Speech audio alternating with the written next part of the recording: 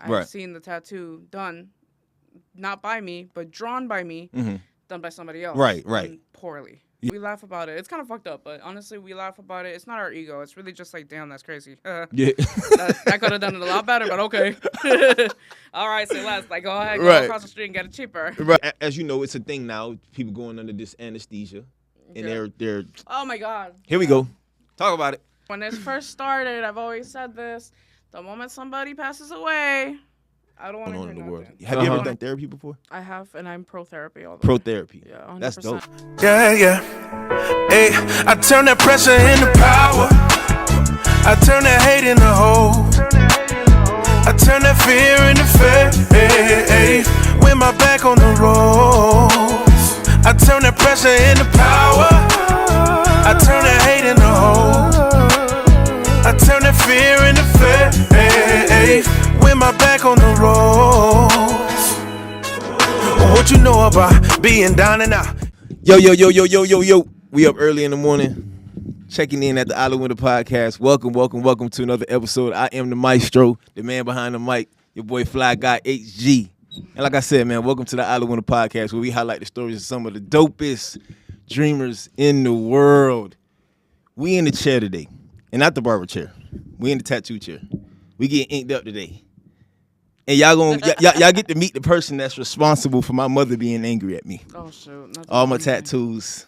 Can't bring mom into this. That's crazy. Gotta bring mom into this, man. I have weird relationships with everybody's moms. Not the kind of way that you may think, but they hate me, but they love me also. So it's like love hate. And for those who are wondering, we got my dog Free Tattoos in the building. Free, what's happening with it? Just chilling. You coolin'? Just chilling, you already know. As y'all can see, putting it on. Very own Listen, tattoo. man, very own. You know what's crazy? The very first time when I got tatted from you, by you, when you did this owl, everybody was like, "Bro, who finna tat you?" And as soon as I started showing people who was tatting me, they was like, "Bruh, let me show you." They showed me on their phone. They was like, "Bro, I reached out to her like 2 years ago, 2 months ago." And I'm like, "Damn, I ain't gonna lie, that gave me confidence." I was like, "Oh, I'm about to go get tatted by somebody fire." Because everybody want her. And I just so happened to get lucky.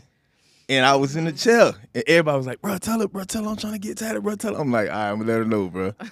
Yeah, it was a hard time back in the day. Literally like 2-3 years ago, it was really hard to book me because that's when I actually blew up. Mm-hmm. So when I blew up, it was just really hard to I tried to go through all the DMs, and sometimes people like to just like BS and just talk. And I'm just like, do you guys want to book? Do you guys want to book or not? So it's kind of hard to separate right. So you were ready. You were just, I'm ready. ready. Like, I'm ready to go. So I'm like, yeah, F it, let's do it. Okay, so when you said at that time, that's when you blew up, do you remember the moment? Was it a specific person? Was it a post that you posted that kind of just took off? It was 3 different posts. Mm-hmm. I remember because that's when the whole Instagram Reels started popping. Mm-hmm. So basically all that started happening. Then I had posted this one piece. And then this was before I learned that I could put my logo on videos. Yeah. And I'm like, all right, I'm a newbie. This is like technology. This isn't really my thing. Right. So basically, I ended up like posting like a big dragon on the side of this girl's body. It went viral, over 300, over 500 likes. It started getting popping. Yeah. Then I posted this specific post, and it was this rapper that passed away. Okay. His sister wanted to get a back piece of him, of his album cover, I believe, and it was him in a tux, half skeleton. Yeah, I remember that. I remember that. Yeah. So basically, like that post itself, since he was locally known, and this was recent, it blew up. Okay. Like that post completely blew up, and it was just like crazy. I didn't know it was gonna be like day and night like this. Right. I started seeing it on other pages, Miami pages, Broward pages, like stuff that like I wouldn't even see myself in. No, and I messed up because I didn't put my logo on it. So everybody was like, who did it? Right. Damn. So I had everybody comment on the page, Luckily for me, I have people that actually follow me and like really like love my stuff. Facts. So I ended up just telling people, hey, can y'all just tag me on this? Yeah. Y'all just help me out with this. So everybody started tagging me. Then they put my name on the post finally. So that's basically how I ended up growing up all the followers. And I was just like, damn, like I'm so blessed. Like, no, I'm that's happy. fire. Finally, this is it. This is it right here. That's fire. So I got the exposure that I needed to basically start doing my stuff, and that's where it all started. That's how people started DMing me, and then they got lost in the sauce after that. Bro, basically. and that's a clear indication on what people talk about when they say taking advantage of social media. Obviously, for you, it's not that you were taking advantage of it because you had no idea what was going to happen. Yeah, I don't know. And that show you how social media could literally change everything like that. And you just gave people gems just now when you said you didn't put your logo on that post, so nobody really knew who it was. Hey, man, if you were creative out here, bro, put your logos on your posts, bro, so people know where to find you. Yeah, and you know what I mean? People after that, people started stealing my stuff. They started stealing my videos and putting it on their page, posting as a tattoo artist. That's why it's so critical. You got to put your stamp on it, because if not, people will take the credit. Trust me. It's happened to me. I had people block pages. I had people message me, yo, is this you? Is this you? Yeah, I had people, other free tattoo pages out there that I didn't even know about. And I said, damn, Bro, and okay, talk about stealing. We just spoke about it just a minute ago. Yeah. Have you ever seen any of the pieces that you've made on somebody that you didn't do it on? So I've seen people basically abuse the whole me drawing it up thing without paying. I've seen the tattoo done, not by me, but drawn by me, done by somebody else. Right. Poorly. Yeah. So I've seen that happen. Okay. And then I have seen some tattoos that I have posted that people got from other people. Yeah. Right. So there's different ways about it. And how do y'all, as an artist, I can't say y'all because you can't speak for everybody else. But based on your circle and the artists that you've worked with, is that something that y'all talk about like bothers y'all when y'all see stuff like that, or is it something that you kind of we laugh about it. It's kind of fucked up, but honestly, we laugh about it. It's not our ego. It's really just damn, that's crazy. Yeah. I could have done it a lot better, but okay. All right, say less. Go ahead, go across the street and get it cheaper. Right. F it. Do what you got to do. I guess we laugh about it. We never really take shit to the heart. Yeah. We don't really do, because at the end of the day, we know what we can provide. Got you. And when we see other stuff, we know we could do it better. For sure. That's the good thing about it. We laugh it off. For sure. Okay. Now I heard this question the other day, and it's just random. Would you rather tattoo in the dark, blindfolded, or would you rather tattoo somebody with your non-dominant hand? I'd rather tattoo somebody with my non-dominant hand. Okay, because you can kind of make it work.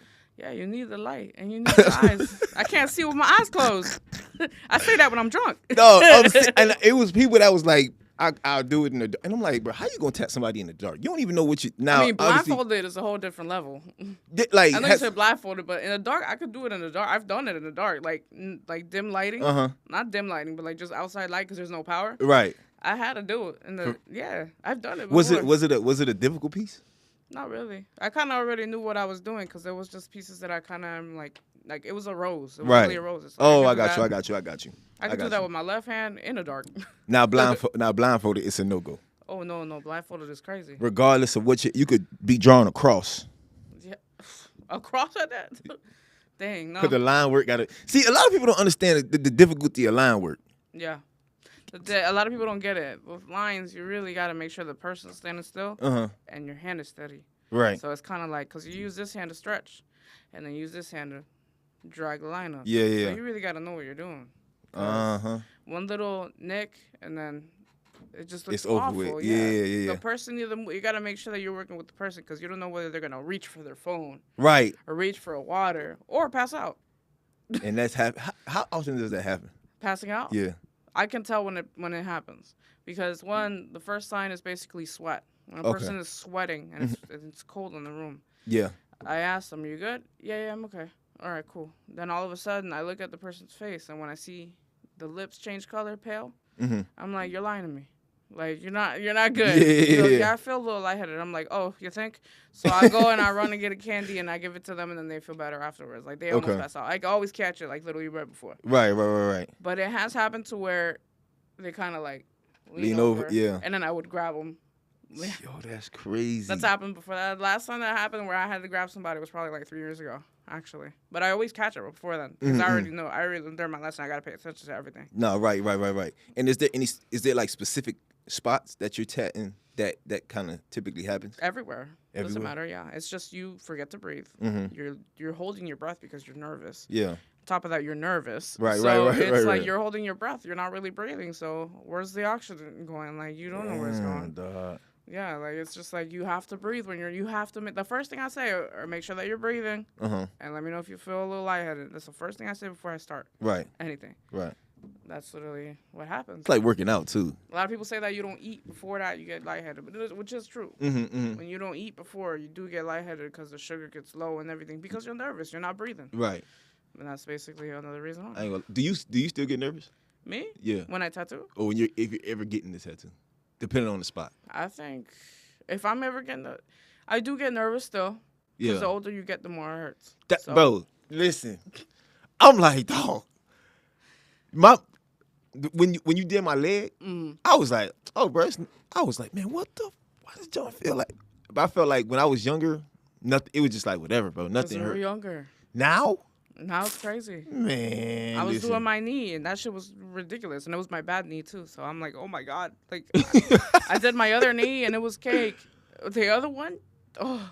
Man, I'm like, bro, this don't make no sense, and it's just like I'm like, that's what I chalked it up to. I guess the older you get, bro, this junk just is not the same. It's not. The older you get, the worse it gets. Man, that junk crazy. All right, man. So we finna jump into this Dreamer's Toast before we dive into this conversation. Because they said one day, somebody said it couldn't be done. But he with a chuckle replied that maybe it couldn't, but he would be one that wouldn't say so till he tried. So he buckled right in with a trace of a grin on his face. If he worried, he hit it. He started to sing as he tackled that thing that couldn't be done. And he did it. Salute to all the dreamers. Salute. Oh, Lord. Yo, what up? As always, man, I truly do appreciate y'all for tuning in and rocking with us here at the Isle of Window Podcast. But you can definitely stay more connected. Tap in with me. On the YouTube, it's isleofwindow.podcast. So go ahead and hit that subscribe button. If you're already watching, hold on, I'm going to give you a couple seconds. It take a couple seconds. Hit that subscribe button. Hit that like button. Share this video with someone who you feel like can gain a lot of wisdom and a lot of gain from these conversations that we are having here at the table. If you have any questions, if you know some people who want to jump on the table and give game, definitely get at me on Instagram at _IsleOfWindow. Or you can get at me on TikTok at IsleOfWindow. Stay connected, man. Y'all be blessed. And as always, with love in the morning. All right, boom. So let's jump back to the beginning real briefly. Just touch on it real briefly. Obviously, a Broward County representative, straight out of Hollywood. Born and raised. You feel what I'm saying? How was your upbringing, family dynamic, your relationship with your parents? You got a brother that you love dearly. That's my heart, my soul. Yeah, let's touch on that a little bit. Let's touch on that a little bit. Growing up in Broward, I was a very, let's not say bad kid, but I was very, just do your free own to thing. do whatever. Yeah. Everybody already saw me. They already knew that something was going to happen in the future. Yeah. Which is funny. Everybody tells me that. I always knew when you were little, Yeah, you're yeah. going to be something. Yeah. So it was always like a thing. But growing up, I was growing up with both parents. My mom and my dad always loved me no matter what. They always supported me. Me and my dad have a really weird relationship, but honestly, I know that that he loves me, that I love him. For sure. Lived in the house with him. We don't really speak that much, but we knew that the love was there. Doesn't matter where. My mom, the biggest supporter. I was raised by two hustlers, one creative and one routine. So my dad was always waking up going, no matter what, even if he's sick, he's always going, making money. My mom was always creative. Yeah. No matter what happened, she's always making money. No matter how, what, when, why, she's always going to grind for it. For sure. So I was always raised in that type of family where it's just like, no matter who you are, if you're in the house, you're going to help out. And it was up to you to do it. It was never forced. My brother, we will always take care of him. He's the baby of the family, obviously. So he's more of the studies type of a thing. Me, I already knew I wasn't going to go to college. Well, I did college. I tried it. Don't get me wrong. Yeah. I did the whole police thing, police academy, which is crazy because look at me. All right? So I tried it. Not for me. But my brother, he's an engineer. Yeah. And then he works for the county now. So I'm happy to say For that. sure, But for growing up, I was always the creative one. I had it from jump. I've always had the whole drawing skill. Did art all my years in high school, which saved me because that gave me that one extra credit to graduate. Right. I was never really like a scholar, I know how to read, write, Right. but everything else was kind of hard. But growing up, I was always like, happy kid, just Not always doing the good thing, but learning Right. as I go. And I'm gonna assume that art was a part of your I childhood. always, Always always, always. drawing. Since I was 5, my grandma still has drawings from when I was 5. That's dope. I would I'm draw not gonna Dragon lie. Ball Z stuff. That's fine. Yo, as a kid, I used to draw Dragon Ball Z. I used to draw cars. I used to Yeah. draw, and I'm like, bro, Pokemon characters. Pokemon characters. You would make Yeah. your own character, your own draw. Like I would make my uncle into a Super Saiyan. Yeah, yeah, Like yeah, I would yeah. draw. Literally, that was like my one thing that I would like do all the time. Damn, that's dope, man. Is Yeah. there anything else that you enjoyed outside of drawing? Hanging out with my cousins, really. Mm-hmm.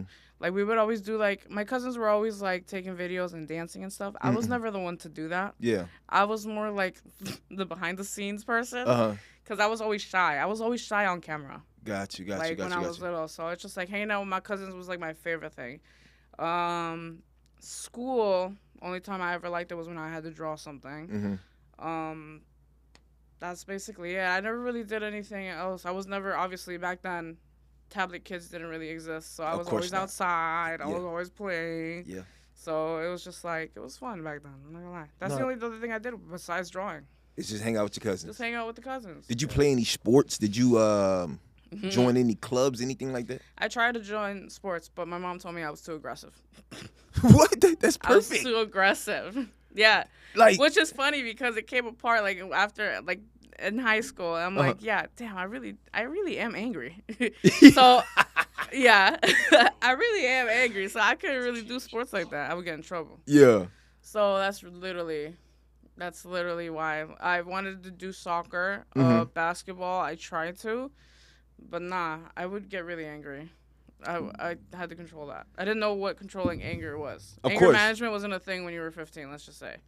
Listen, anger management wasn't a thing 10, 15 years ago. Like, it was just, bro, I'm just what saying. is wrong with you? Like, tighten up. That's just what it was. Exactly. It wasn't, no, okay, express your feelings. Now, don't get me wrong. Yeah. It's a great thing. Diving deep into the roots of issues and trying to figure out what makes us angry and what does these things and what triggers certain emotions. But obviously, we know growing up, bro, it was, man, stop all that. Period. Like, ain't no, Once you grow up, then you realize you gotta get your shit together. like, something, yeah. Like you need to control your anger, because what the hell is in the real world? This ain't gonna happen where you just get a slap Of on the course wrist and not. that's it. No, that's not what's Bro. gonna happen. You can get your ass beat. Yeah, That's gonna about it. end up in jail somewhere. End up in jail somewhere. I'm telling you. You gonna end up locked up. Got you. All right, and then, fast forward a little bit, throughout school, always drawing and things like that. In fact, let me ask you something. Did you ever, like, were you ever that kid in class that got in trouble for not doing their work with drawing? I never got in trouble for drawing. Like, I used to get in trouble in school for drawing. I used to get in trouble at school for texting. That's about it. Drawing wasn't. I mean, if I was drawing, I wouldn't get in trouble for it. Like Yeah. my teacher would probably just like close my notebook and Uh-huh. be like, Do "Get your into work. your study." Yeah, my teachers always loved me. Like it was more just like me not doing homework, but Oh. then I would do the tests and I'd pass it. Bro, homework was like my kryptonite. I hated doing homework. I'm not going home to do this. Like, Yeah. I'm gonna do this in here. Like, what I'm doing, I'm at school. I'm here to do schoolwork. Yeah. I Don't go send home me and home chill. with no work, bro. Like, Yeah. I don't want to do this. But I never forget 7th grade, bro. Shout out Mr. Belanda at Nickel Middle School. Ooh. That man, like, I think he gave me the confidence to continue to draw. Because, like, all my other teachers, I'd get in trouble, like, for drawing. Because they didn't like that stuff. But he would always, like, literally take my drawings and put them on the wall, like pin them on the wall. And he teach me, like, I had a teacher like that too. yeah. So he kind of poured into that kid, that Yeah. creativity in me that Like, made keep me going, to just keep keep going. Now, don't It's get me funny. wrong. It's funny because I literally so one of my artists, Sarah, she was tattooing her client. Mhm. Her client was a teacher, Yeah. and she was literally looking around like, "Oh, you guys like are really good at drawing this and that." She's a teacher. We didn't realize that after. She's like, "Oh, I always encourage my kids to draw. Matter of fact, I have a kid that did a picture for me, and I still have it on my wall from Yeah. years ago." Like we were literally having the That's same dope. conversation last night. Those are the man. Shout out to those teachers, man. Yeah, that shout out to those that teachers. that encourage us around our talents. Yeah, I can name like a good 2 that encouraged me to keep doing, and those 2 held me up. Like I still have them in the back of my head. Like Yeah. keep going. You're gonna be great someday. Facts. You're gonna do this. You're gonna do Facts. that. Bro, Yeah, that's love. I don't know, but every time I come to the studio and get ready to record for Such Strange Vision, I always get hungry. But today, man, I was blessed, man. Sissy Born came through and looked out for me today.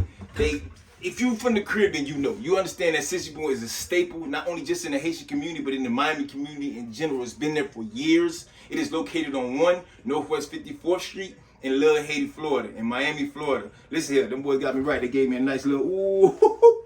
I got me a shrimp plate today. Let me see what it's hitting on, man. Listen, understand it's deep in the rap. Sissy Born is family to me. And anytime you're in Miami, bro, before you hit South Beach, head down to Sissy Born, man. Put a little something on your stomach, man. Stop playing games before you go down there and get drunk and be falling out on Collins Avenue. Go ahead and grab one of these joints. And give me a nice little shrimp plate. Well, that's trying to record. That's love. Good Okay, courage. jumping into tattooing. At what point did you decide to like really take tattooing serious? When I started hating my job. Oh, and what job was that? I hated going to Journeys. Like my first actual job was at Journeys. I loved it at first when I had my manager. When the guy that hired me, his name's Greg, and he hired me, and he was amazing. And then the moment that he had to go and switch stores, everything just went downhill. The person that actually put me to tattooing was actually an ex of mine. We're still cool. We're still, respectful towards each other. She's the reason why I'm here right now. Yeah. And I always give her the credit, no matter what. That's what's up, man. She put me on to tattooing. She's like, "Oh, you wanna get put on to do it?" I'm like, "Yeah, sure. I'll get a tat." No, like doing it. You wanna do tattoos? I'm like, I'll try. Cause in high school it was a whole joke with my friends and stuff. My friends would be like, "Oh, when we get older, you're gonna do my tattoos," and I'm like, yeah." Bro, that's crazy. And I didn't really think of that. And then boom, like future wise, and she's asking me because her best friend at the time was tattooing. So she put me on to him. After that, I learned like the basics. I learned the ways, and then his partner at the time was there too. So he helped me along the way after the fact. So it's just crazy how everything just changes from day and night. Yeah. The moment I started doing it even more, I showed up to the shop. I had to literally put in the work. Like I had to come in. There's some days where I didn't go in, so they didn't take me serious. I don't blame them. Nah, for sure. Coming from somebody that's in the industry for a long time, you would want to see somebody come in every single day and putting in work. Being in the position that you're in now, Exactly. you understand it for Me sure. Being younger, I'm like, damn, I should have been there even more to really show. But honestly, I wouldn't change it because I'm here. You're here. Still. Facts. Facts. But you have to put in the work. You have to come in every single day. You have to. Yeah. And I did that. And the moment that I started hating my 9 to 5, I said, if I can do this, imagine what else I could do. So I ended up quitting my job. My mentor at the time was like, quit your job. And I'm like, all right. So I did it. Yeah. And then after that, I started showing up more. Started telling people, going on Facebook, telling everybody I'm tattooing, I'll do this and that. I used to do cheap tattoos. Yeah. In the beginning, I used to just like go back and back of it, like literally, like okay, next. We did specials at the shop. It was just repetitive to where I didn't need a job. I have this. This isn't even a job to me. This is You fun. having This fun. is life. You doing what you love to do. Facts. And make money at the end of the day, pay my tab, and that's it. Facts. Now, when you say just learning the basics, for any kid who do aspire to be a tattoo, what is the basics looks like? Is it drawn on that? What is it like? The fake skin or tracing? The first thing you got to learn how to do is trace. Okay. One of the first things that they tell you to do at a shop is you got to trace this rose, and it's like a regular traditional tattoo rose. You have to learn how to trace. But now I think it's different because what you do in the start, you have to clean the shop. You gotta be the shop's bitch, basically. I don't like saying it. No, but that's right. literally what the guys say. No, for at sure, the for shop. sure. You for have sure. to be that, and then a year later, you could get the opportunity. You have to trace, clean, and do things for people, get coffee, do all the shit that assistants do. And then you get to, in your free time, you get to trace. And then you're going to have to get bullied into doing it correctly and stuff like that. Right. Not bullying, but you know what I mean? Like, basically, you got to get critiqued. You got to get criticized for sure. This is what it is. You have to work on people's skin. You're working with people's health. You're making a lot of money. So, yeah, you got to take all the punches. For sure. You got to take and all this the is punches. permanent. Like This is permanent. Yeah, 100%. You know what I'm saying? So, no, that's facts, man. Yeah, you have to take all the punches, even if it makes you, if if it slows you down a little bit, no, we're building you up to be better than you were before. For sure. We made it seem like we're bullying you or not, but that's what you have to do. You got to go through it, man. You got to go through the fire. Now, so as you're going on in this journey, is there a tattoo where you like obviously what was your very first tattoo? Your very first booking where somebody booked with you and it was your own booking. It was Little something. Anchor. It was an Anchor? Yeah, I had a friend come from Orlando. Drove all the way to come get a Little Anchor tattoo. That was my very first booking. Yeah. My real booking, that was that. And do you have any tattoos that obviously at the time it was exciting, but then afterwards you like, bro, what the hell was that? Yeah. It's a lot of that. Honestly, I had to do some tulips on a girl's back in color, and I overestimated myself. I'm like, okay, I keep going in there, but the color's not sticking in. But then I realized I didn't know how to pack it in. I didn't know how to, like, you know, is there a method for that? Like, with shading, it's like this. So packing it in, you got to really pack it in. And the color, I was doing like that so I can see the color, and I'm like, what am I doing wrong? So basically, I kind of just like jumped into something, and it's funny because the boys were telling me like, okay, since you got it, all right, you go ahead. And I'm like, yeah, it was pretty bad. So I've heard that term, like packing in the color. I don't know what the hell that means, but you just put me up on game about what that means. Yeah, packing in means basically saturating the color, just blending it in, making it look like there's color in there. But there's some colors that are a little bit tough to put, and obviously black and gray is black and gray, so I can just like wisp it in. Right. You know, you've seen me do some of the stuff. Yeah. And then the color is just like you really have to like coloring in the book, but you really got to make sure that it's in there. It's skin. Got you. Now, obviously, depending on your skin, what are colors you would tell me to stay away from, if colors at all? Well, so I'm not really like a color artist, so a lot of people might disagree or agree. But honestly, like I would say blues and purples, like dark blues and purples, you gotta take more of like you gotta do more. There's a certain way of saying it. I remember this one tattoo artist that like, he's always like, you can get color if your complexion is darker. There's certain colors that you can get, but it has to be like opaques or something, or it has to be like kind of like a like if it's yellow, it's gonna have to be like a golden yellow, right? Or if it's orange, it's gonna be kind of like a reddish orange or something like that. Yeah. So it's like kind of like one of those things. Gotcha. You gotta know how to blend it, and you gotta know how to use it and put it together. Like with me, when I do color on like darker complexion, I always try to make it to where it looks cool and faded and like glowy and like, you know, like facts. I try not to pack it in too much because it's gonna look dull. It's gonna look dull and leathery. So I try to make it my own way. But I love using reds. Yeah. Reds is like my thing, and it goes on everybody's skin like butter. But I would say purples and blues to stay away from. For sure. Definitely. For sure. Because it'll look like black ink. No, but facts. Also, it depends on what purple or blue. So. Got you. Yeah. No, that make a lot of sense. But I feel like it's a lot of, you know, like even as not just a tattoo artist, but as an artist in general, regardless of what your expertise is, it's always a technique or a way to get anything done. Yeah, there's always a technique. You just got to figure out what works for what. Yeah, and what works for you. Oh, what works for you, for sure, for what sure. works for you, whatever makes the skin, if it's like whatever pops on the skin. Yeah. Whatever works, you got to try different things. That's why in the beginning you got to really practice and not charge. Now, is there any tattoo artist or one specific artist that you kind of like looked up to or motivated you? Like anybody famous? Man, I say Steve Butcher. Steve Butcher with the portraits. He does all the realistic, colorful portraits. He did that. Michael Jordan with the rings. I seen a dude that did Michael Jordan had to sweat. Yeah, that was probably him? Steve Butcher. Yeah, bro. I'm like, yo, Steve Butcher, Nico Furtado,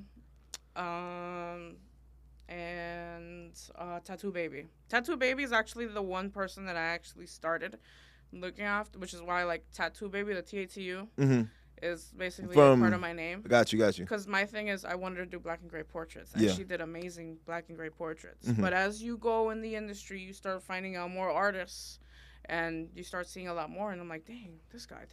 Right. So it's just like a lot more. But in the start, I definitely started with like Tattoo Baby, Nico Furtado, and Steve Butcher. Let me ask you something. What region of the world do you think has the best artists collectively? Because, you know, Asia has Europe? Okay. Europe has, like, the best. Because I have this thing. I was talking to my cousin recently, and he's a barber. And I was like, bro, I don't know. This dawned on me when I was like young.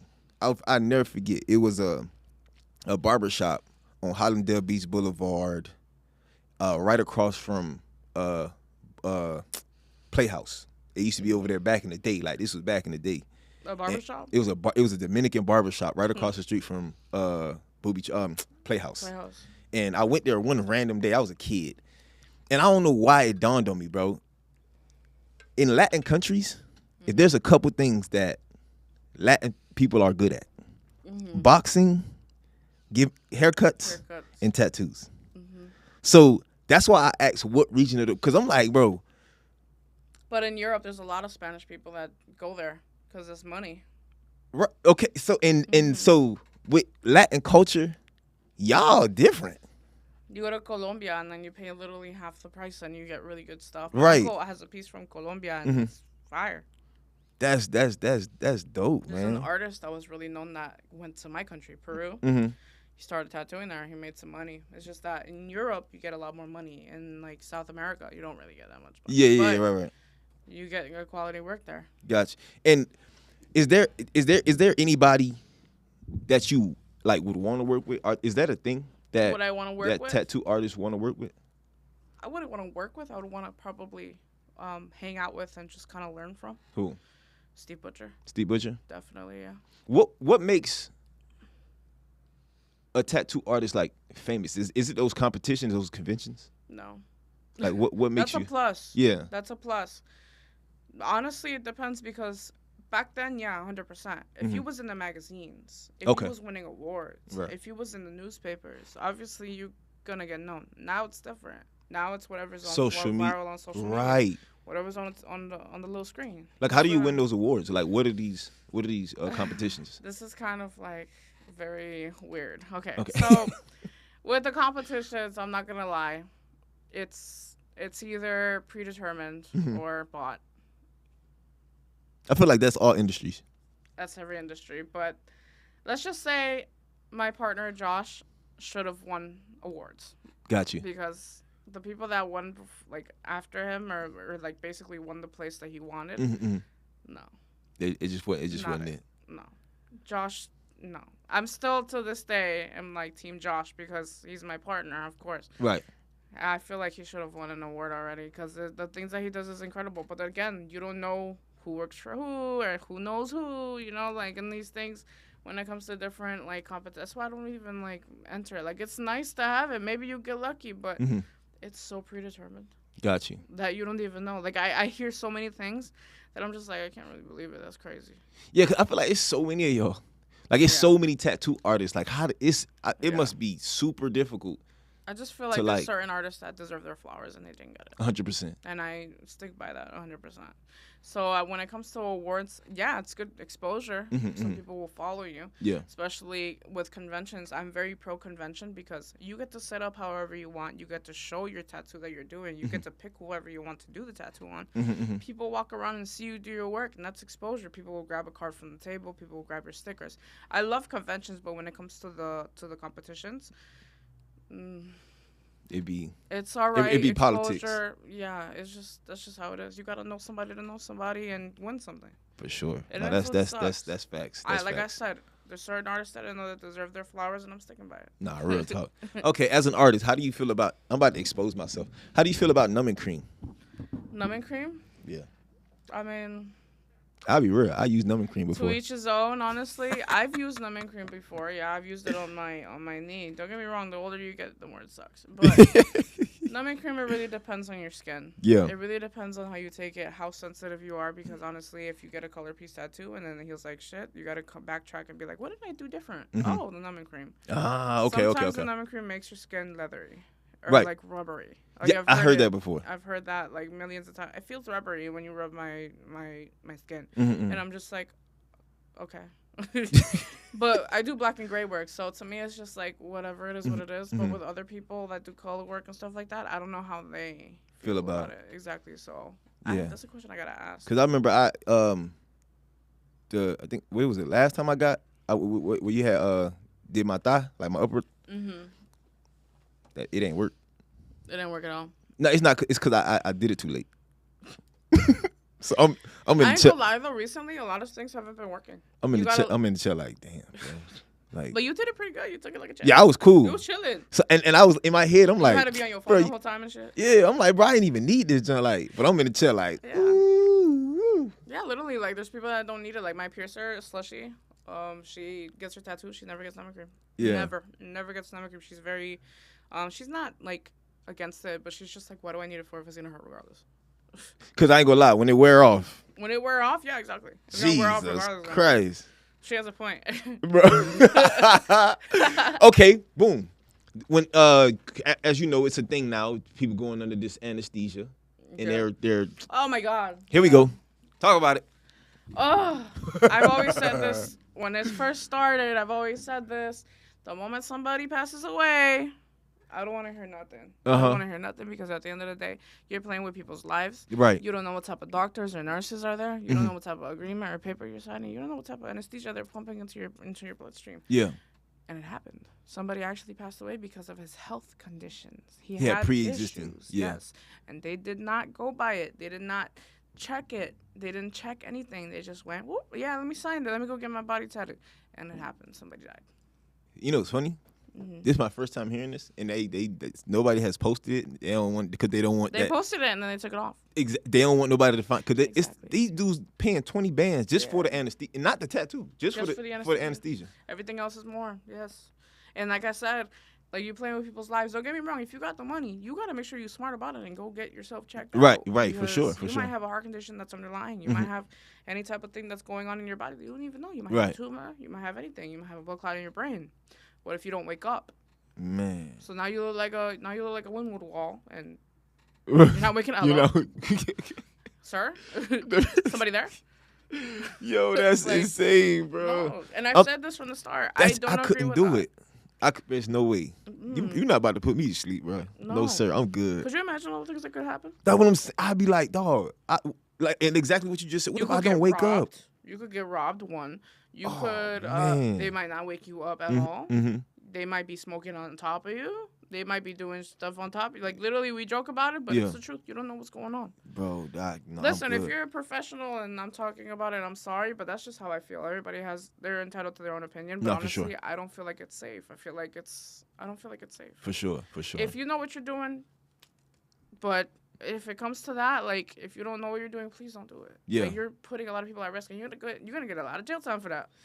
And to that point, like you said, with that, like for me, I'm not against anybody. However you get your tattoos, like if because obviously it's a lot of athletes who's doing it, and Yeah. you got rappers that's doing it now, But and that's other money. people. That's they know what they're doing, and also they're athletes. They get checked up every Yeah, once in a while, exactly. so they know exactly what their body Yeah. is. But people that think that, yeah, I got a lot of money, let me do it now. They get cheat the system. Bro, What are you doing? like You're putting a lot of people at risk to go Yeah. to jail and doing all this. Like, no, and then you're gonna pass away. No. it's no. not worth. I'm talking about you see cats coming to the Mm-hmm. league have 0 tattoos.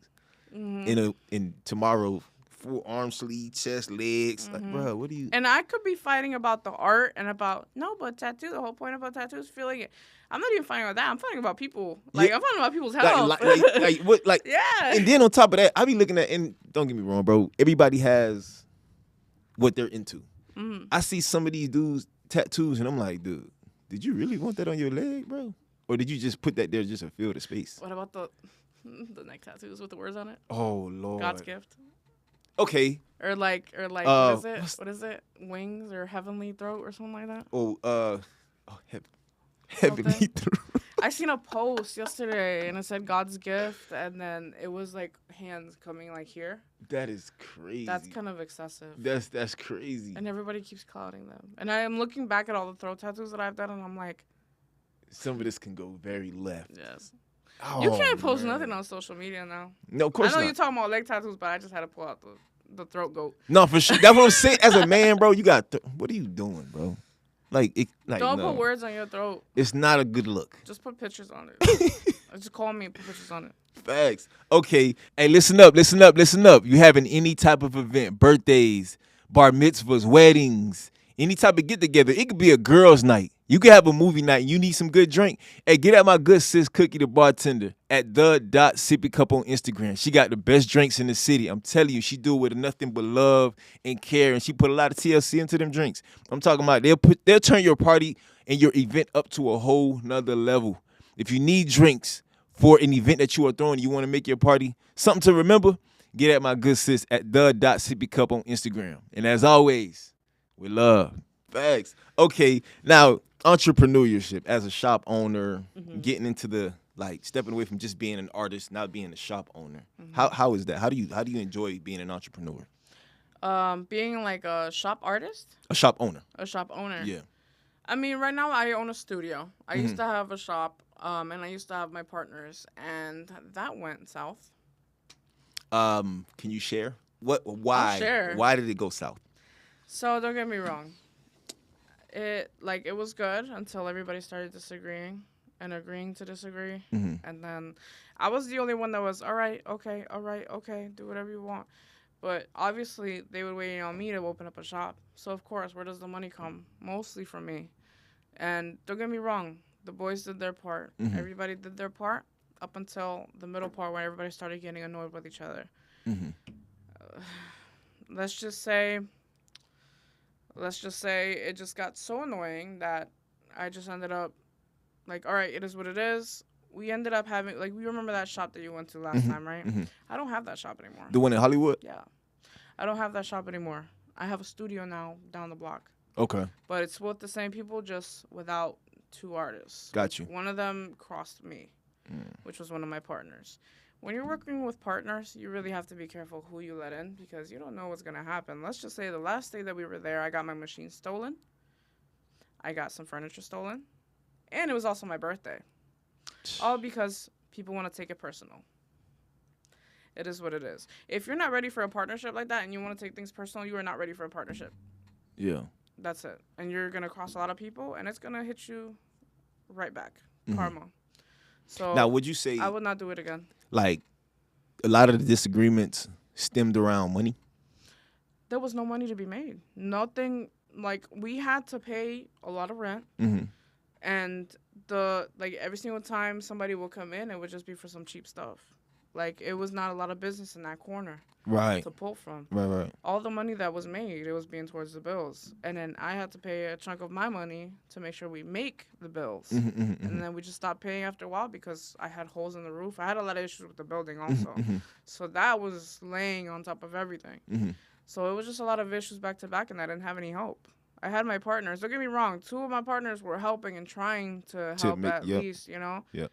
The other one just took things personal and started not talking to nobody, started lashing out on my apprentice, started lashing out on the artist, started doing his own thing until the day we had to leave, which was my birthday. Yeah. He stole my machine, which back in the day you can get your fingers cut off for. And he stole some shit, turned off all my cameras and everything. And that hurt me the most because I thought she was my brother. Nah, I thought she had facts. my back. That's crazy. I had nothing to do. It was money. He thought we were hiding money. There was no money to be put to the side to split. Right. There was nothing. I had to take out of my bank account. Yeah. I had to be broke at one point for the shop. Yeah. He didn't get that. He thought we were all lying, but I guess that's just how it is. Damn, and I just kept it moving, and I have not said anything up until today. I have exclusive. Not said anything. This Breaking, is exclusive. Breaking news. This here is at the Oliver Podcast. My birthday just passed also, and this happened a year ago. Happy belated. Thank you. Happy belated. Thank you. Now, and that's the part of being an entrepreneur, because we're in a world now. Everybody want to be a boss. Everybody want to be an entrepreneur. Everybody want to. But that's not me. I like to be a leader. Yeah. I don't like to be the one. The one guy. No, I don't want to be the one slaying the reindeers. I don't want to do that. Yeah. I don't want to be the one fucking trying to get money off of you. That's not me. I will help you. Yeah. But I will not beat you. Right. I will not try to up you, and I'm not like that.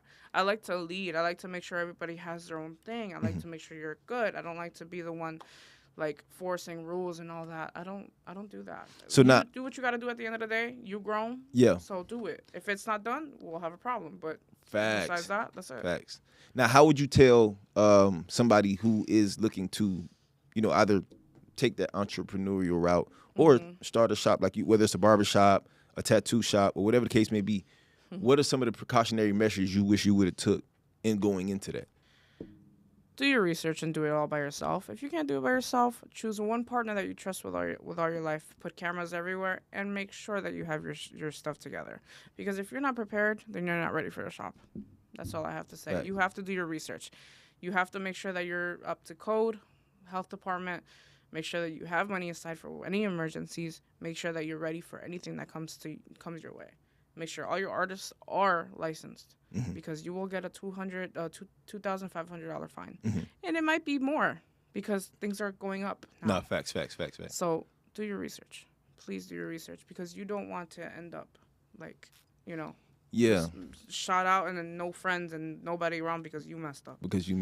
Yeah, you don't want to do that. And that's the thing, man, because obviously we see you got a big heart because you want to help others. I do. And a lot of times, man, for people who are givers and want to see other people win, you kind of end up getting the bad end of the stick. Which was literally, that was my thing. I always get the short end of the stick, no matter what happens, even if it's drama, business, anything. It's always Free did this, Free did that, and all I did was support. Yeah. All I did was love from afar. That's all I did. But people just end up lashing out at me for certain things. Man. And I'm like, bro, I stay out the way. Like, I I try to help people. Bro. The dude that stole my machine, I helped him start his career. Yeah. I got him out of the situation he was in. He came into the shop. He needed help. He wanted a tattoo. I gave him a chance. People don't give chances out like that. No, right. Because of that, I learned my lesson. I will never give nobody a chance like that. You're going to have to work for it. And that's the thing right there. That's where it gets you to. You're a giver, and you want to help people, lift people as you're going up. That. It's just with certain people, I can't do. So you gotta really set certain boundaries with people, man. Because it's like, dog, I want to help you, bro, but because of what somebody else did, I'm sorry, they but you gotta take. But that doesn't mean that I can't help you. Yeah, but it's gonna be a little. It ain't gonna be as easy. Yeah, my life every single day, I'm a people pleaser. I work to make people happy. Yeah. I'm going through a breakup. Free, I need a tattoo. Free, I'm going through a lot of shit. I need a tattoo. Free, I just lost somebody. I need a tattoo. My job is to help people daily. That's my thing. Facts. And I know how to talk people out of that hole. 100%. I love doing it. I never complained about it, but it's hard sometimes because it's just like, damn, when I need that, where's everybody at? Right. Yeah. And I'm gonna just encourage you around that same thought. Is that my cousin always told me, man, sometimes you gotta say no to people, because every time you say yes to somebody, you're saying no to yourself. Exactly. So it's like, bro, sometimes you gotta choose you. That's exactly what I'm going through right now, actually, yeah. You gotta choose you sometimes, and it's not saying that, bro, I won't never help you. It's just right now I can't help you. Right now I can't. I gotta choose me. Exactly. You feel what I'm saying?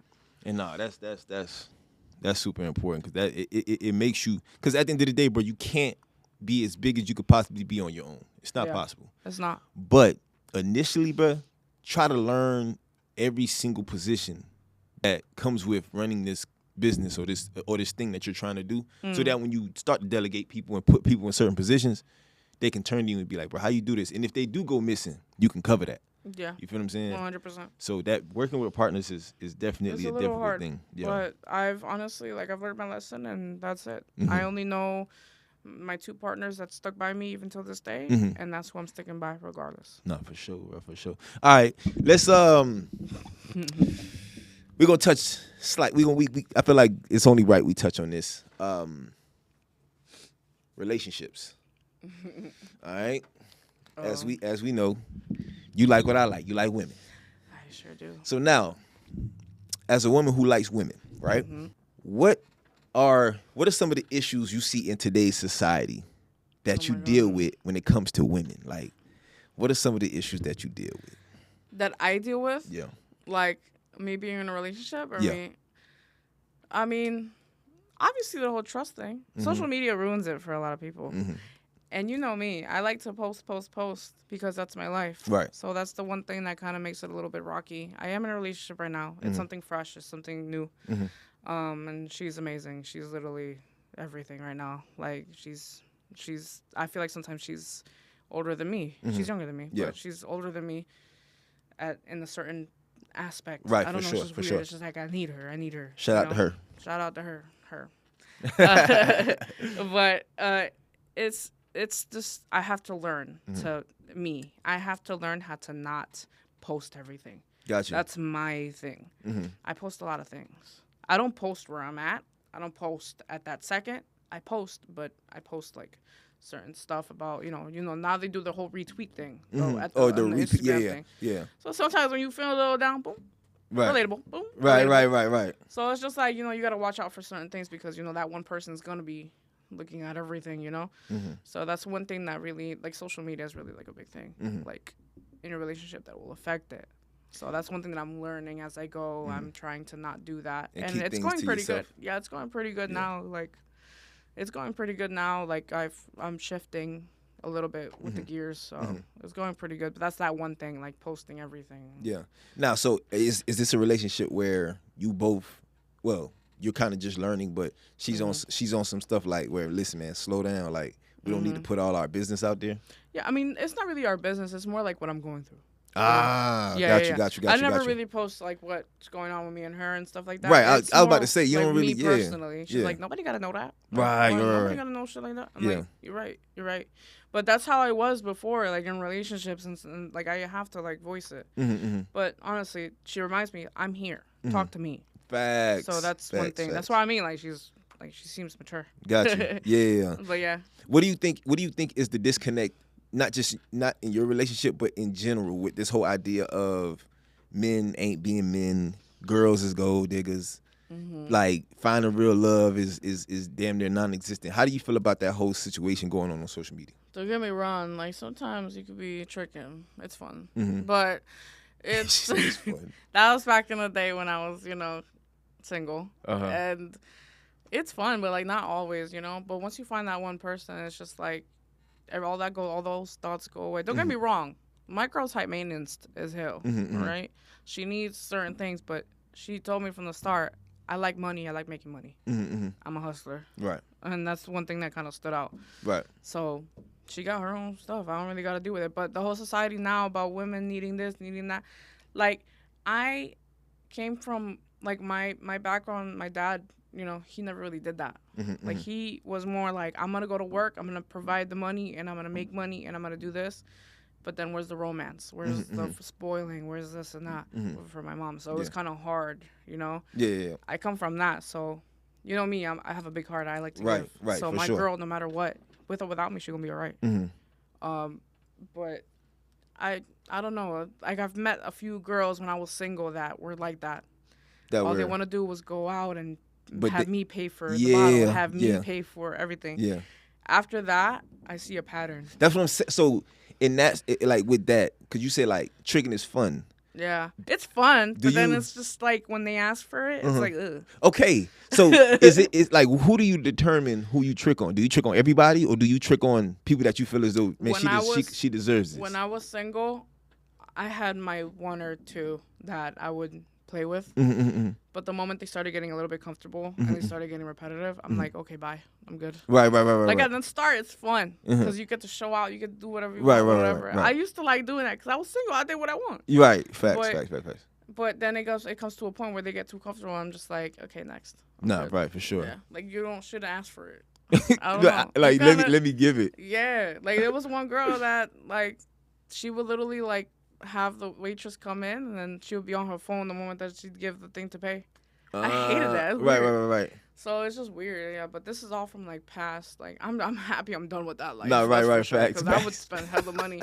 Right now I'm saving up, and I got my relationship going. Yeah. So right now I'm saving up to make sure we both good, and then me, my family good. So it's just like back in the day. Oh my god, those girls be shameless. I don't know. That's the thing. There's no shame no more. There's no shame. And it's no very more. like No blatant. shame. Yeah. Like, this is what it is. And at the end of the day, teachers on however people want the dynamic of their relationship to be that. Because there's some people that like that. Like there's some people out here that like to, I don't want to say be used, but they just, I guess we want to call it like dependent. they don't have a purpose. Yeah. Or something like that, so they feel like they have a purpose doing certain things. Yeah. So now I feel I feel like I'm actually Yeah. like you said, have a purpose in giving. Oh, Yeah. what do you want? You want this? Okay. And it's like, bro, at the end of the day, I'm a giver. I enjoy giving I too. like surprising. Like with my girl, she don't really care for it. She don't.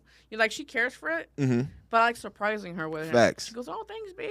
Facts, and she appreciates it. That's the biggest thing. Yeah, it's a lot of people that's not appreciative. Like I said, she gets her own. She's a hustler. She Yeah. gets it all herself, with or without me. Like she's told me this. It doesn't matter. But the fact that she's the type of person, it's fun to surprise her with certain things. Of with course. Roses, like I send her roses sometimes. Yeah. So it's just like, it's just nice to do that. Nah, for sure. And like you But- said, man, just like showing love, bro. Showing somebody that they're seen, showing somebody that they're wanted.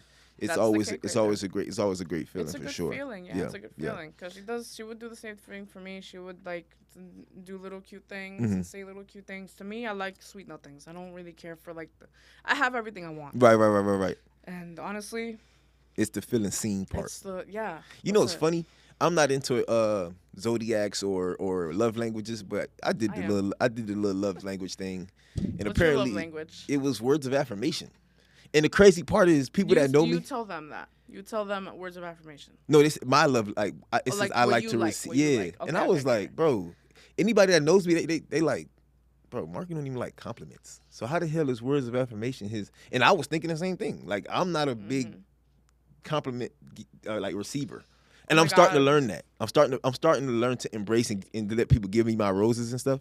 Yeah, you do. I literally have an episode where somebody was sitting right there giving me my roses, and I just kept talking, and she was like, "You go, like I'm giving you your flowers," and I was like, "Oh, thank you." You didn't like, notice it. It's like I'm not gonna sit up here. I'm not gonna lie. It's not that I didn't notice it. I just don't. It's just to me. Like You don't know how to take it. Nah, I'm not good at receiving compliments. Aw. I just be like, man, that's just weird, man. You know what I'm You saying? don't know. You don't know what to say after that. You don't know how to feel. You Like, don't like. yeah. Kinda weird. Yeah. And to be honest with you, it's gonna There's people- sound. Okay, so question. So, how do you feel when somebody's opening up to you about how they feel about you? That's weird to me. Okay. Not weird in Not a, weird. in No, a I bad get it. way. You- It's you're- like it's cringy. you don't open up. Yeah, you it don't makes open me up that quick. It makes me close up. Yeah, it like, makes you damn, close hold up. on, like, bro, Like, I don't, wait, I don't know how to receive this. Yeah. So, and to be honest, in a crazy way, this is self-diagnosis, right? In a crazy way, it's almost like, bro, do you not think you're good enough? And it's what it makes me feel like. I don't know how to receive compliments, and I don't know how to receive people showing me love because maybe I don't think I'm good enough. I don't know, that might be it. Do you feel I'm- that way? I don't think so. I'm a very self-reflective type of person. Like I have a lot of growing up, we used to have these things called mirror checks. Our little league coaches would be like, man, y'all need to go home and look in the mirror. Look yourself in the mirror and ask yourself, am I doing what I need to do to be what I want to be? Oh, like that's stuff good, like that. Coach. Wow. That's And good so advice. I grew up always doing that. Like I'm always asking myself, like, bro, what am I doing wrong? Like, how do I get this person to do this? How do I get this person to feel this type of way? But then it's like, dog, you can't change an outcome of anything if you don't change you. Yeah. So I would always like ask myself, like, damn, like why do I feel weird in when people compliment me? And I'm just like, damn, bro, it might be Mark. It might just be that you don't think you're good enough, bro. You might be selling yourself short. And I don't know, that might be it. So if there's a therapist that watched this, let me know, please. That's crazy. I don't know. That might be. Don't get me wrong. When it comes to compliments, I feel weird too. But I kind of I don't know, because sometimes I don't know my worth that well. But I still kind of receive it. And be like, oh, thank you, thank you. Like I feel special doing it. But I guess it's because I am an emotional person. Right. There's people that kind of hold their emotions a little bit, and then they kind of like backpedal a little bit when they get that. Yeah. Certain people. So when a girl, let's say, blows up on you and tells you. It's funny because I did that last night with my girl. Because she's the same way. She doesn't know how to express emotions. Like she randomly just hits me with like something. Boop. Yeah. And I'm like, oh shoot. You know, it's kind of weird. Right. It's like weird spare bullets. That Yeah. So it depends on the person. Like sometimes you don't know how to, like you have your way of showing your emotions. But people gotta learn that. You need That's the somebody thing. That understands, that knows me. Understands that, yeah, 100%. And I had to reflect on that as well. You know, in my past, that became an issue where I felt like my person I didn't feel like they knew me well. And, you know, in the last, year or in some change, I've been thinking like, damn, maybe I put too much on this person's plate. Where it's like, bro, stop always thinking that somebody got to get to know you. It's almost like the thing that, as a man, what we always complain about. Like females think we supposed to read their mind. Bro, you doing the same thing, Chief.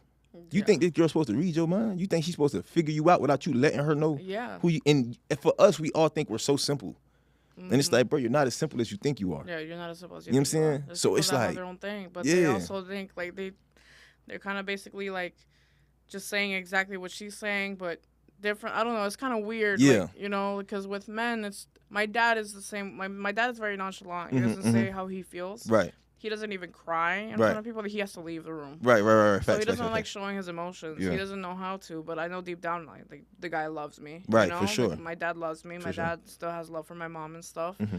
And like I know how that goes usually with because my dad and my brother are nonchalant. So it's just like my brother doesn't tell you exactly how he feels at the moment. Right.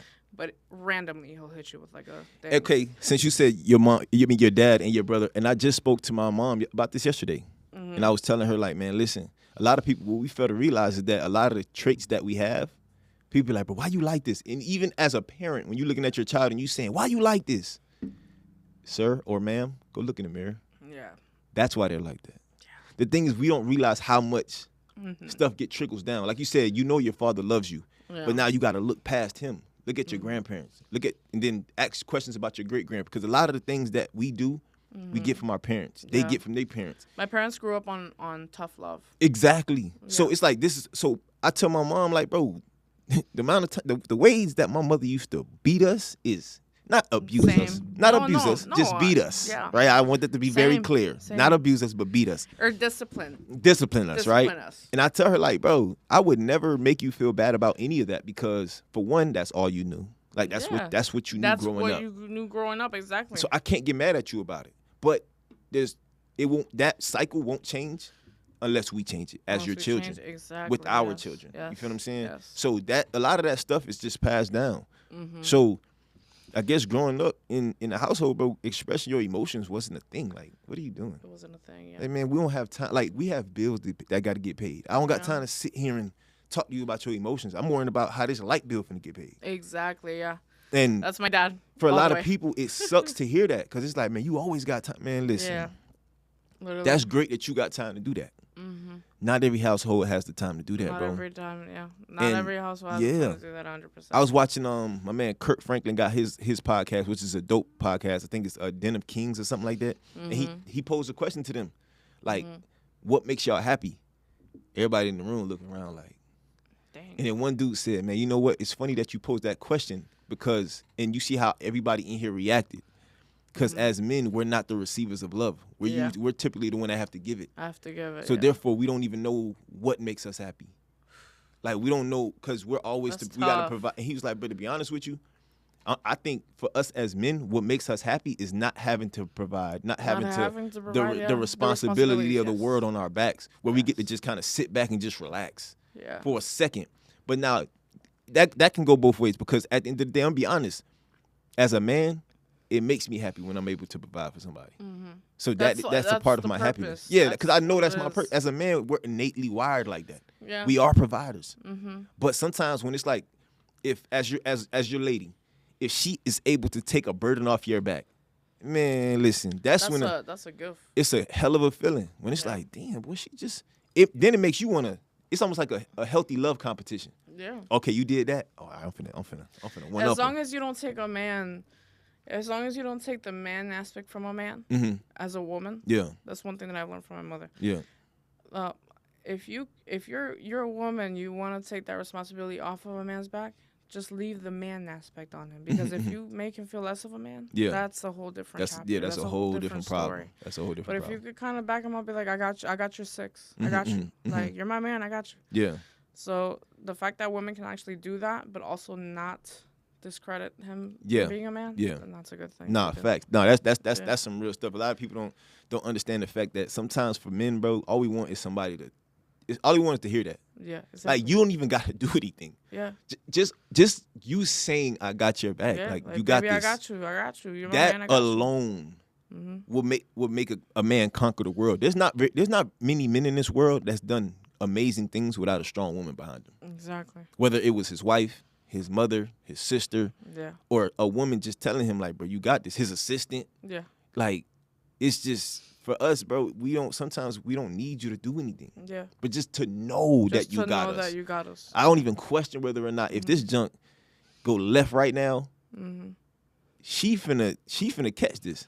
And it's not even talking financial responsibilities. It's just anything in general. Like, I know for a fact, I'm not even stressing it because I know she gonna hold it down. Yep. But people don't get that, man. People All don't right, get that. touching on that mental health. We gonna touch on yo, check it out. What's going on? It's your boy HG, man. And look, if you're trying to get that drip right, go tap in with Rain and Destiny. Go on Instagram right now at Rain and Destiny. Because we got a big drop coming up at the end of the summer and going into the fall. And I'm super excited for what's to come. Y'all tap in, man. Go on Rain and Destiny and place your order. Get right, get ready. Because we really about to put this thing on. Go grab your little hoodie. Go grab you some sweatpants. Go grab your t-shirt, jersey. Get right, hats, everything. Y'all tap in.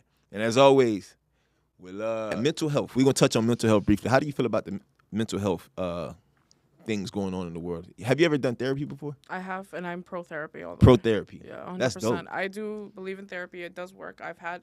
When everything was going on at the shop, I had to have therapy because of the situation that was happening. Yep. And it did help. It helped me learn who I am. Yep. It helped me because, remember, I was in a relationship. I was in a relationship with a married woman. Boom. Separated, but let's just say she went back to that. Oh, okay. After that. Okay. So, basically, I don't mean to bring her up, but Right. I had to go from comfortable and being with somebody and having somebody there and having this fantasy that this is all going to work out, this is going to work out, to having nobody. And when I had nobody, that's when everything started kind of weighing in on me. I was going through a lot. I was drinking a lot. I was drinking every single day. To numb. I lost myself completely. Last year, I lost myself completely. I've done 2 interviews with 2 artists, and I don't remember what happened. That's how bad it was. I was drinking every day. I was drinking while I was working. I was drinking. It was bad. The moment that I had therapy, I started to learn a little bit more. And the therapist told me, you have to learn how to live without somebody next to you. You have not lived by yourself since you were 13. Because I was always in a relationship. I was relationship to nothing. I didn't know how to live. I didn't know how to wake up. I didn't have text messages. I didn't have anything. All I had was responsibilities. That's all I had. Crazy. No, that's crazy, That's man. all I had. You're so used to, like, at this specific time and at this specific time, this person's probably gonna damn, hold on. Damn, at 5 o'clock, I used to get a text message. I'm on my way back. I'm going to the gym. I'm going to do this. Babe, you're gonna come see me later. Da-da-da. It was so. I had my routine was my girl, and then I went from that to nothing. And my cousin told me, she's like literally we have group chat. So in the group chat, it's literally my girls, like my cousins and shit. And then basically just the family. And then everybody, like, I went missing. That's when I was going through my stuff. And then my cousin, she's like my sister. She told everybody, she goes, guys, like, you have to understand, like, she has to learn how to live without, like, she's learning how to be outside of a relationship. She's trying to learn. As I was learning, I was making those mistakes. I was making mistakes, coming home at 5 a.m, drinking every single day. I was trying to numb the pain because I was alone. For sure. So it was kind of hard. Don't get me wrong, it was hard. But therapy helped me understand what I have to do. Like, the lady that helped me, I was doing everything through Zoom. So I would talk to her, I would do my little charts and everything, and then it was good. Like she basically told me, she's like, you need somebody next to you all the time, Free. You don't need nobody next to you all the time. You have to figure it out what you need to do on your own. And then later on, you can be healthy enough to go into another relationship. For sure. Because you can't properly love somebody unless you love yourself. Exactly. That's what I lost my confidence. I lost the love for myself. Like, during all that process, I was making a lot of mistakes. And I didn't even know, but it was coming from home. Like, I had a lot of issues at home with my parents and stuff. Yeah. So it was just a lot of things that were kind of building up until, like, the shop. The shop roof or responsibilities on top of that. I just needed to drink. But therapy kind of guided me out of it. I started getting clean. I started getting, myself back together again. Yeah. And I started learning, hey, this is not as bad. And that's when I started going out with girls and then having fun and trying to get myself out there again because I didn't talk to anybody. Right. Like, I didn't talk to girls. And then I started doing that, started, twerking. I started doing everything to get myself back out there. And I felt so much better because my therapist would always tell me, get yourself out there. You don't have to be at work drinking all the time. Save that for the weekends. Like, Right. do this, do that. And you have to understand, like, I will not judge you, but you have to understand, look in the mirror and, like, tell yourself, is it even worth picking up that bottle? Man. Like, you're killing yourself every single second. Is there any exercises that, you can share with others that may be going through that, that she gave you that helped? So what she told me, she was basically, I was drinking every single day, going through things. I started seeing a pattern. You could day drink with friends, but then you don't know whether you're going to go home right after or if you're going to keep drinking. So that's kind of it. If you're kind of going through a little thing where you're drinking too much, you really have to kind of limit yourself because the moment that you drink a lot, there's a lot of consequences that come with it. Facts. And it does add up. My therapist always told me, like, tell me what consequences you have to face after the fact. And I faced a lot. It all comes with a cost. It all comes with a price. And you got to pay it after. Sure. And that is true. And is true. A hangover headache is a little price to pay. That's by a the way. little price to pay. I'm talking about fines. I'm talking about parking tickets. I'm talking about police pulling me over. Almost getting a DUI. Yeah. I'm talking about a lot of things. I lost my wallet. God. But then the bartender at the time brought it back to me because it was right there at the shop, like literally right next door. Oh, right. Okay. Yeah. Shout out to April. Yeah. But she brought me back my wallet and she goes, "Are you fucking crazy?" Like, yeah, it was just bad. Damn, man. Almost lost my wallet. Like, lost the shop because, bro, I was so upset. They wouldn't fix anything. My windows needed inspection and everything was, but that was a whole different case. But yeah, you lose yourself. Fix it. You don't have to, drinking it doesn't have to be the answer to everything. Get some family time. Get your family together and just have some good time. You don't have to drink to have a good time. Like, when I was sober for like 3 months because I was getting myself cleaned up, literally, like, everything just started making sense. Yeah. I started feeling like myself again. I started feeling happier. I didn't need anybody next to me. Facts. I literally just used alcohol to hide it. Now I can literally drink and have fun and not do it. I don't drink that much like that anymore. This is the first drink I've had in probably like 2 weeks.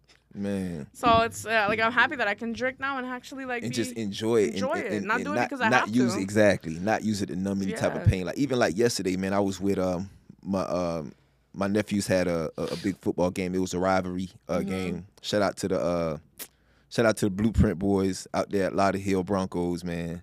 Lauderhill Broncos played the Lauderhill Lions. It's the battle on the hill or something like that they got going on. And we was out there from 9 in the morning to 9 at night.